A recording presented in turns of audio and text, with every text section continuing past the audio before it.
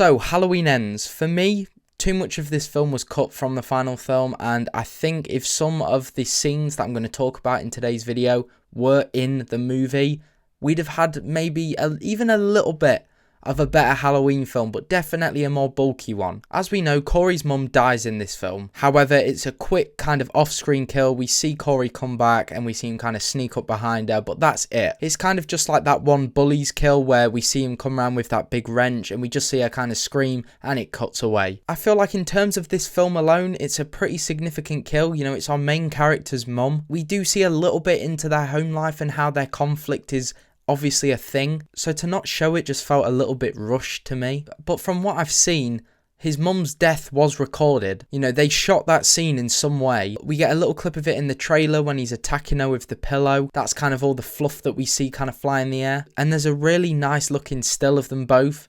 And it's very clearly her death scene. She's covered in blood. And I just think, give us that scene, give us that other kill. Next up, another thing that I really wanted to see was in the trailer, there's a moment where Michael manages to get Corey on the ground and we kind of see him stood over him in some way. Corey's on the ground laid out and we didn't get to see that in the film either. I'm interested to know how that happened, which exact part that was. I think the reason I also like it is because it clearly shows, you know, Michael can get Corey on the ground. All we saw in this film was Corey drop Michael. You know, we get to see a little bit of Michael more powerful, which already was heavily lacking in this film. Another thing I really wish they had included was a little bit more of the conversation between Corey and Laurie from their little talk when it's inside Jeremy's house. When I was watching this first time in the cinema, I was just waiting for that line that we had heard in the trailers, the "what are you going to do when Michael comes back for you?" because he is coming. I didn't necessarily find this scene bad, but I just think adding a little bit more interaction between them two would have been nice, but maybe they did cut it for a reason. Maybe it didn't fit into it altogether, but you know, maybe in the extended cut we get to see a little bit more of that conversation. Now, on to what I think is all scenes from the final battle as far as I know that already needed more tension and bulk to it. We never got the scene where Michael's getting up and putting his mask on, where they kind of cut it and shoot it in the same way that the original when Michael gets back up. This probably was just after Laurie had killed Corey and Michael comes back into the house and gets his mask. I